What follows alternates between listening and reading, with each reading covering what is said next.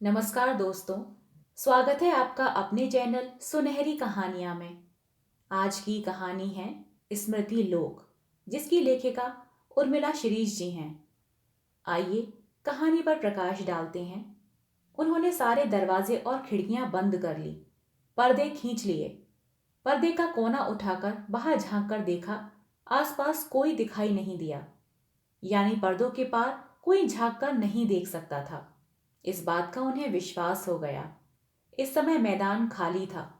न बच्चे क्रिकेट खेल रहे थे, न गाय भैंस घास की जगह पत्तियां खा रही थीं, न आवारा कुत्तों ने अपनी जमात बना रखी थी। इस समय आसमान भूरे रंग का होता है। बादलों को आंखों पर जोर देकर देखना पड़ता है। तीखी धूप चारों तरफ फैली हुई थी। उससे बचाव के लिए न सूनी दालानें थीं, न छायादार वृक्ष। यह समय उनका अपना होता है, नितांत अपना। बाइयां अपना अपना काम निपटाकर अपने अपने घर जा चुकी होती हैं। पड़ोसिनें भी 3-4 बजे के बाद ही घर से निकलती हैं। फोन की घंटी भी चुप ही रहती है। इसीलिए इस वक्त वे इस घर की चीजों की और स्वयं की भी मालकिन होती है। अपनी इस मालकियत का भरपूर आनंद उठाती है। अपनी रुचि का भोजन बनाना, साल भर के लिए अचार, मुरब्बा, बड़ी, पापड़ बनाना। किसी खास चीज की इच्छा होती तो तुरंत बना लेती, या फिर टीवी देखना, जो कि बच्चों के घर में रहते नहीं देख पाती। या हाथ पांव पसार कर जी भर कर सोना, या मन किया तो अपने पुराने संगी साथियों, रिश्तेदारों और सहेलियों से जी भर कर बातें करना। उनकी बातों के बीच कोई रोकने वाला नहीं होता। इस समय और इस समय की दुनिया में वे मुक्त परिंदे की तरह उड़ान भरती है। मुक्त मन, मुक्त तन, मुक्त आकाश और मुक्त कामनाएं। सभी तरह के तनाव से मुक्त, सभी तरह की शंका आशंकाओं से रहित। पर आज उन्हें एक जरूरी काम करना था। इस काम में उन्हें किसी की दखलंदाजी नहीं चाहिए थी। सो उन्होंने दीवार से टिककर लकड़ी से धकियाते हुए पेटी को दीवार के नीचे से निकाला। पेटी जो लगभग 35 साल पुरानी हो चुकी थी। पेटी की आयु बढ़ाने के लिए समय समय पर वे उसका रंग रोगन करती रहीं, कुंदा बदलवाती रहीं, 3-4 बार पेंट करवाया। इस बीच कई खूबसूरत मजबूत अलमारियां आई, पर पेटी और पेटी की सत्ता अपनी जगह कायम रही। पेटी अपनी ठसक, विश्वसनीयता और हैसियत को बनाए रही। ऐसा इस पेटी में क्या है माई, जो उसे छाती से चिपकाए रहती हो? कचरा निकाल कर फेंक दो। जो सामान ठीक ठाक या काम का हो उसे अलमारी में रख लो। कितनी जगह घेरती है यह पेटी। तब माई का चेहरा उतर जाता। बच्चों की सहज हंसी भरी बात उनके भीतर कील की तरह गड़ जाती। उन्हें लगता अपमान पेटी का नहीं, उनका किया जा रहा है। आज पेटी के लिए जगह नहीं है तो क्या कल उनके लिए भी जगह न रहेगी? फिर इस पेटी को कैसे बचाया जाए, कहाँ रखा जाए, सबकी नजरों से छिपाकर? इसी सोच विचार में उनका समय निकल जाता। उनकी निगाहें घर के हर कोने में ठहर जाती, छत से लेकर बाहर के बरामदे तक। वे पेटी के लिए जगह तलाशती। फिर एकाएक उन्हें यह जगह ठीक लगी थी, दीवान के नीचे, जहां से न पेटी दिखती थी और ना ही उसका रंग दिखता था। ना उसे कोई हाथ लगा सकता था और ना ही फालतू समझकर फेंक सकता था। हाँ, निकालने और रखने के लिए एक आदमी की मदद जरूर लगती थी। सो उन्होंने इसका भी तरीका निकाल लिया था। दीवार से पीठ को लगाकर लकड़ी से उसे धक्का देकर बाहर खिसका लेना। अपनी इस तरकीब पर उन्हें खुशी भी हुई और गर्व भी। तुम लोगों को शर्म आती थी ना मेरी पुरानी पेटी को देखकर? अब मेरी पेटी न तो जगह घेरेगी न तुम्हें दिखाई देगी। वे पेटी का बचाव करती हुई बोली थी। वे कैसे समझाए बच्चों को कि पेटी उन्हें फालतू, बदसूरत, भद्दी और पुराने जमाने की चीज लगती है। वह उनके लिए कितनी और किस मायने में महत्व रखती थी। यह पेटी उनके जीवन और पति की स्मृतियों का जीता जागता संग्रह है। पति के अंतिम समय तक यह पेटी उनके पलंग के नीचे रहती थी। छोटा सा ताला लटका रहता था। इसे खोलने की इजाजत किसी को न थी, बल्कि कई दफे बच्चों को गहरी उत्सुकता ये थी कि पेटी को खोलकर देखा जाए। पर पिता का डर इतना था कि उसे छूने से पहले कई बार सोचना पड़ता था। पति की मृत्यु के बाद उसे उन्होंने अपने संरक्षण में ले लिया था। पेटी उनकी सहचरी बन गई थी, हमराज हो गई थी। जब जब भी उनके पास कोई चीज आई या रुपए पैसे बचे, उपहार में मिले, चांदी सोने के सिक्के, जेवर, सबको कपड़े में लपेटकर वे इसी पेटी में डाल दिया करती थीं। दुनिया भर का सामान, जिसका कोई हिसाब किताब नहीं था, इसी पेटी में समा गया था। इतना ही नहीं, बच्चों के परिवार से, रिश्तेदारों से, बचपन से लेकर उनकी शादी ब्याह तक की चीजें इस पेटी में स्थान पाती गई थी। यह पेटी जीवित और मृत, सुंदर और असुंदर, प्रेम और मोह, वैराग्य और मोक्ष की ऐसी जगह बन गई थी कि जहां मनुष्य का मन अटक कर रह जाता है या उस परिंदे की तरह बन जाता है जो बार बार उसी पेड़ पर लौट कर आता है जहां कभी उसने घोंसला बनाया था। यह पेटी अतीत से लेकर वर्तमान तक की यात्रा की साक्षी थी, सहभागी थी। पेटी को पास में खींचकर उन्होंने उसे थपथपाया, महीनों से जमी धूल और जालों को कपड़ों से साफ किया। पुरानी धूल की गंध से उन्हें जोर का ठसका लगा। पता नहीं कितनी देर तक वे खांसती रहीं। बेटे या बेटी को पता चलेगा तो वो चिल्लाएंगे कि यह सब करने की क्या जरूरत थी, क्या यह काम बाई से नहीं करवाया जा सकता था। पर वे उन दोनों को कैसे समझाएं कि कुछ चीजें गैरों का हाथ लगने से और मैली हो जाती हैं। गीला कपड़ा करके वे पेटी को करीने से पोंछने लगी।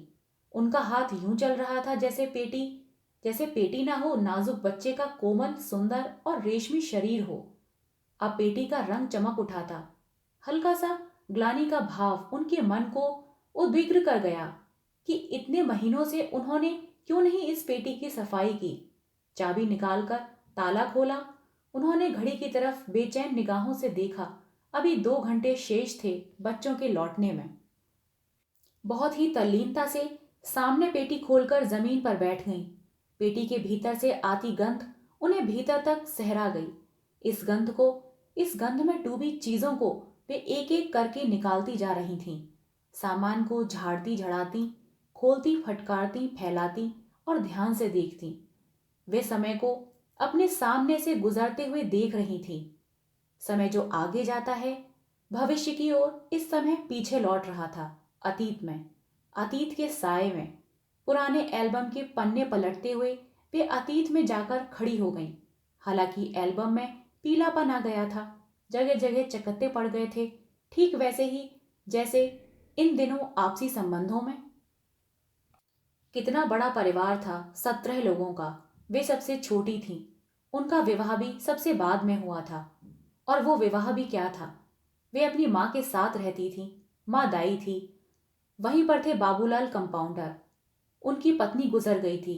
जाति अलग, कुल गोत्र अलग, परिवार पक्के संस्कारों और रूढ़ियों वाला। लेकिन बाबूलाल स्वभाव से विद्रोही थे। जात पात, ऊंच नीच, धर्म कर्म को नहीं मानते थे। आर्य समाज में जाकर शादी कर ली। हालांकि दोनों में उम्र का खासा फासला था। वे युवा थी। बाबूलाल की उम्र ढलान पर थी। पर माँ की मजबूरी ऐसी कि जवान लड़की को कैसे संभाले, कैसे जिम्मेदारी उठाएं। रिश्तेदारों ने पुरजोर विरोध किया। परिवार क्या, जाति से ही बहिष्कृत कर दिया गया। बाबूलाल ने अपना तबादला आदिवासी इलाके में करवा लिया और उनके साथ नए जीवन की शुरुआत की। परिवार का एक एक सदस्य कैसे दूर होता गया था। उनके जाते ही रिश्ते भी खत्म हो गए थे। भागती दौड़ती दुनिया में भाई बहन के बच्चों को भी कोई सरोकार न रह गया था। टप टप आंसू टपक रहे थे। कितनी देर तक वे यूं ही फोटोग्राफ को देखती हुई आंसू बहाती रहीं। फिर उन्हें लगा यह कोई रोने धोने का समय नहीं है। वे पहले आए थे, इसीलिए पहले चले भी गए। जाने वालों की यात्रा कौन टाल सकता है। जीवन यात्रा तो यूं ही चलती आई है। जाने वाले के साथ तमाम अच्छी बुरी चीजें और यादें भी चली जाती हैं। दुखी बातों को पकड़कर बैठे रहने से जीवन का सौंदर्य भी नष्ट हो जाता है। स्मृतियां प्राय आंसू ही देती हैं। एक बार 4-5 साल पहले पेटी खोली थी, तब सारा सामान यूं ही बांट दिया था। जिसको जो कीमती सामान पसंद आया था उसने किसी न किसी बहाने हथिया लिया था। माई, वो छोटी छोटी चांदी की प्लेटें मोनू को बहुत पसंद हैं। तुम क्या करोगी रखकर? उन्होंने प्लेटें खुशी खुशी दे भी दी थीं। छोटी बेटी को बाग प्रिंट की चादरें पसंद आ गई थीं। ए माई, तेरी पेटी में पड़ी पड़ी ये चादरें दीमक खा जाएंगी। इतनी सुंदर चादरें बिछेंगी तो देखने वालों का भी मन खुश हो जाएगा। दोनों चादरें उन्होंने बेटी को थमा दी थीं। जितना सामान था उसका बंटवारा बच्चों के बीच तो हो गया था। उनके हाथ में रह गई थी कुछ चांदी की चीजों के साथ वह पश्मीना की शॉल जिसे उन्होंने पहली बार खरीदा था। उन्होंने वह शॉल छिपाकर रख ली थी। उन्हें लगा था कि कुछ सुंदर चीजें बनाकर सहेज कर रखना चाहिए। अभी तक सब सामान्य चल रहा था। उनके और बेटी के बीच जो कुछ था वह किसी को मालूम नहीं था। एक अज्ञात सा साया बीच में खड़ा था। वे अपने खर्चों के लिए बच्चों से पैसे मांग लेती थी क्योंकि उनके पास अपना कोई बैंक बैलेंस नहीं था। सोना रुपया भी नहीं रहा। सब कुछ पति संभालते थे। अपनी छोटी सी दुनिया में वे मस्त रहती थीं। साधारण सा जीवन जीती आ रही थीं। खाना पीना, सीरियल देखना, हल्के फुल्के उपन्यास पढ़ना, योग जाना, किटी पार्टी करना, गमलों में फूल लगाना, छोटे से बगीचे को संवारना, पूजा पाठ और एक कोई महाकाव्य उठाकर उसका पाठन करना। बेटी के साथ रहती थीं। उनको लगता था कि तलाक के बाद बेटी और उसके बच्चों को उनकी जरूरत है। प्राणपण से उन्होंने अपना जीवन बेटी के लिए लगा दिया था, पर पिछले कुछ महीनों से उनका सुख चैन जाता रहा था। उन्हें हर रोज एक नई बात सुननी पड़ती, एक नई समस्या का सामना करना पड़ता। यकायक ही जैसे चारों ओर समस्याओं और मुसीबतों ने अपना जाल फैला दिया कि बच्चे कभी उनसे अपनी कमाई और खर्चों के बारे में बात नहीं करते थे। वही सब अपनी और अपने बच्चों की परेशानियां सुनाने बैठ जाते। कारण था उनके पास पैसों का आना। पुश्तैनी मकान बिके थे, वो मकान जो पति ने उनके नाम कर दिए थे। मकानों का भी जो पैसा उन्हें मिला था उनका हिस्सा उन्होंने सबको दे दिया था। अपने हिस्से में आए पैसों की उन्होंने एफडी करवा ली थी और थोड़ा बहुत पैसा बैंक में जमा करवा लिया था। यही पैसा केंद्र में था, तनाव का कारण था, रोज रोज होने वाली बातें। हालांकि इस पैसे ने उनकी हैसियत बढ़ा दी थी। मेरा सारा पैसा शेयर बाजार में डूब गया है। अब मैं क्या करूं, कहाँ जाऊं, मेरे बच्चों का क्या होगा? छोटा बेटा फोन पर रोता हुआ अपनी विफल कहानी सुना रहा था। सोच रहा हूं बाहर जाकर कुछ काम करूं, वरना बच्चों का स्कूल जाना बंद करना पड़ेगा। क्या काम करोगे जाकर बाहर? कोई भी बिजनेस? इतने सालों में सबके कहने सुनने पर भी बिजनेस नहीं किया तो अब क्या करोगे? जब मालूम था कि शेयर बाजार में पैसा डूब जाता है तो लगाया क्यों था? क्या तुम्हारी ऐसी स्थिति थी? माई, मेरा तो मेरा राधा का भी पैसा डूब गया। उसने 50,000 रुपए जीपीएफ से निकाल कर दिए थे। सोचा था उबर जाऊंगा, पर अब मन करता है। अरे ऐसे क्या हिम्मत हारते हैं? वह चुप रहा। बेटी की चुप्पी ने उन्हें भीतर तक हिला दिया। बच्चों और बहू से बात की तो पता चला कि रोजमर्रा की चीजों की कटौती की जा रही है। सारी जमा पूंजी खत्म हो चुकी थी। सच और झूठ के बीच वे निर्णय नहीं ले पा रही थी कि यह पैसा खींचने का नाटक था या वाकई असफलता का दर्द। हताशा, भविष्य के अंधेरे। यह बता रहा था कि कुल मिलाकर 8.5 लाख रुपए डूब गए। अब जो उनके हाथ में पैसा था वह भी दे दिया और खुदा न खास्ता वह भी गया तो तुम्हारा और मेरे बुढ़ापे का एकमात्र सहारा फिर क्या बचा? कह तो दिया उन्होंने, पर मन ही मन भारी हो रहा था। मन धिक्कारने लगता। बेटा मुसीबत में है, बच्चों की पढ़ाई, भविष्य का सवाल है। नहीं दिया तो सारा दोष मेरे मत्थे आ जाएगा।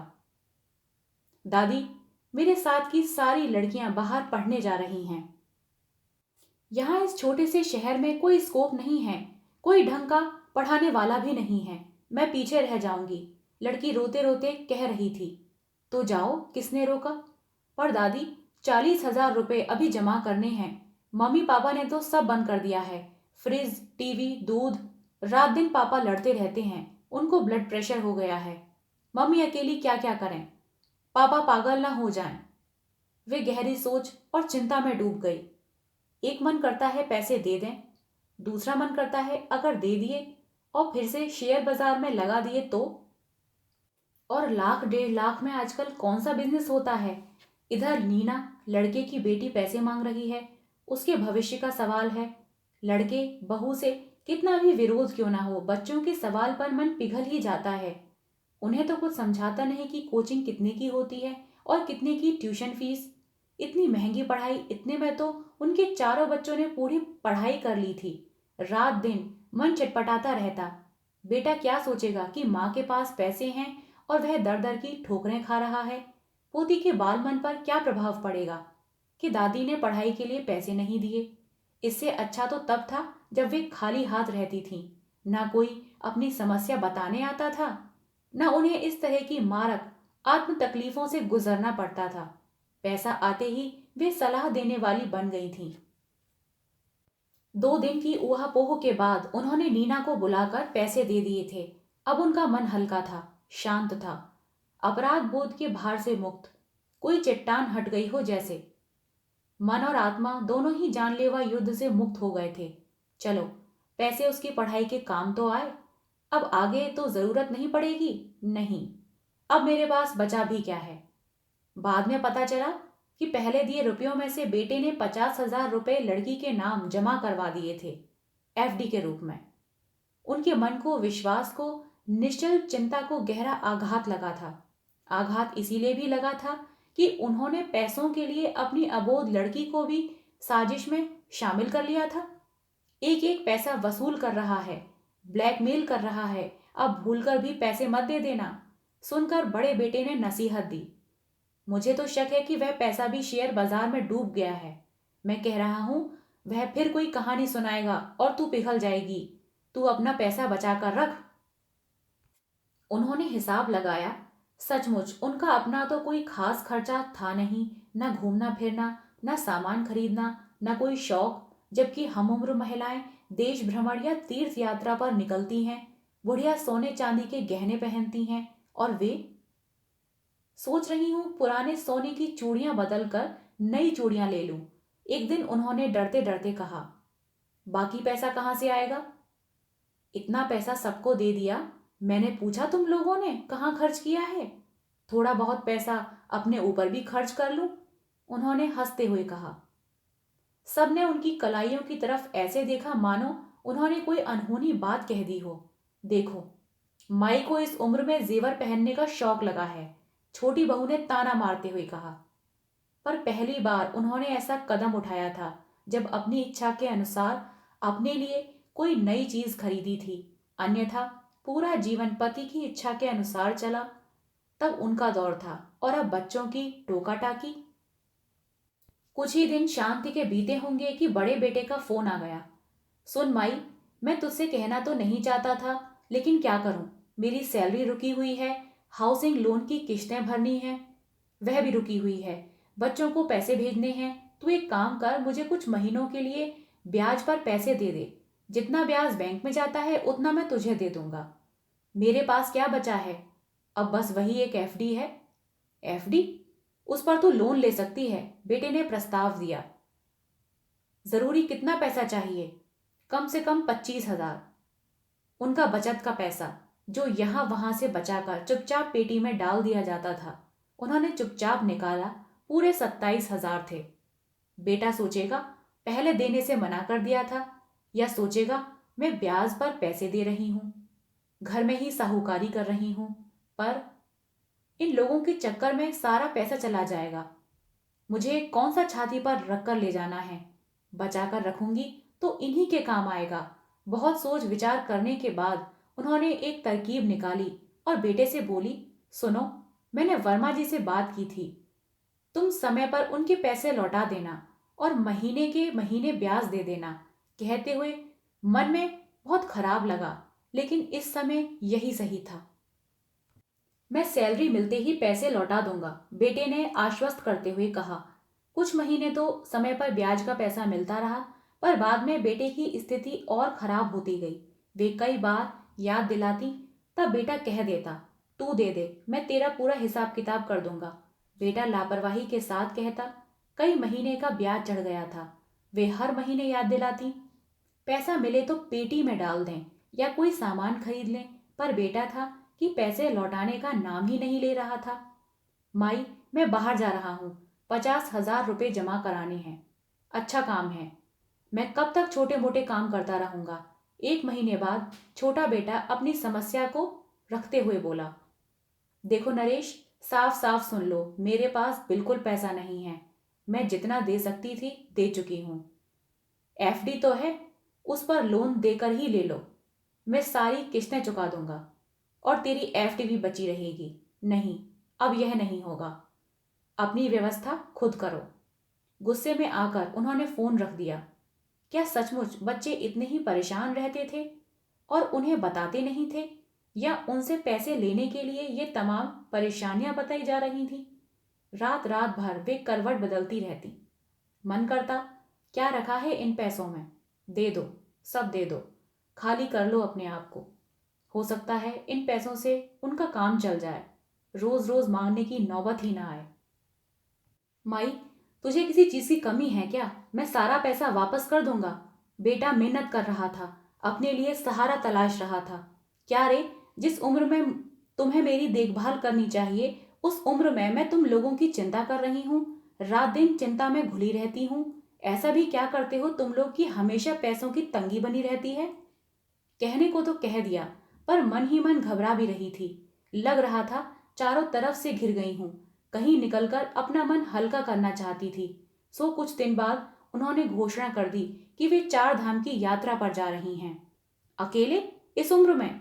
तबीयत खराब हो गई या कुछ और हो गया तो? कुछ नहीं होगा। मेरा भी मन करता है कि मैं बाहर निकलूं, घूमूं। तुम लोग तो कहीं लेकर नहीं जाते। तुम्हारे पिता ने भी कभी घर से बाहर नहीं निकलने दिया। देखो माई, कितनी स्वार्थी हो गई है। अकेले घूमने जा रही है, हम लोगों को भी नहीं ले जा रही है। बच्चे उन्हें चिढ़ा रहे थे। कितना पैसा लगेगा? कितना भी लग जाए, तुम लोगों को तुम्हारा पैसा मिल गया ना। मैंने अपना हिस्सा भी दे दिया। हमको क्या करना है? वे चाहें जो करें।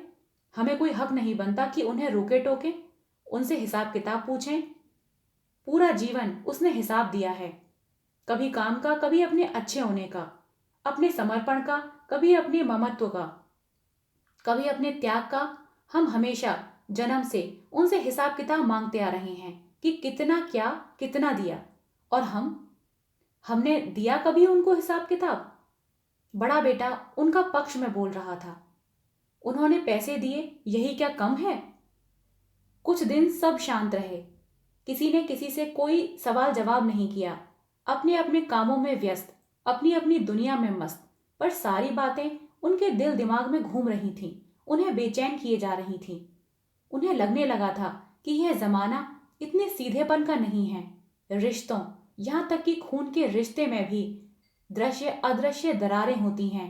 विश्वास अविश्वास की दरारें, लेन देन की, सत्ता शक्ति की, अधिकार और हैसियत की। थोड़ा नाटक, थोड़ी बातें, थोड़ी बहानेबाजी तो आनी ही चाहिए।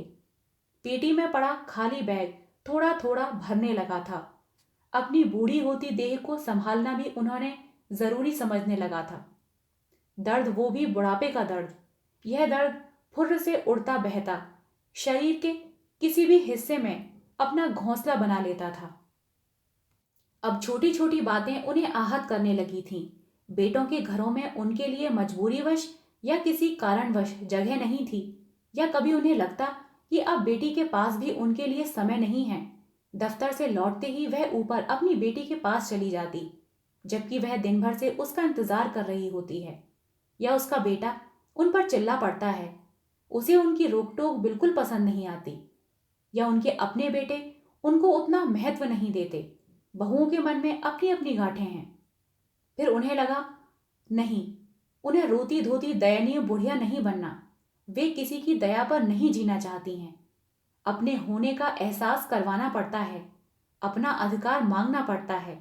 उन्होंने पासा पलटा। अपने भीतर का ग्लानि भाव उन्होंने धो डाला। जितना करना था कर दिया।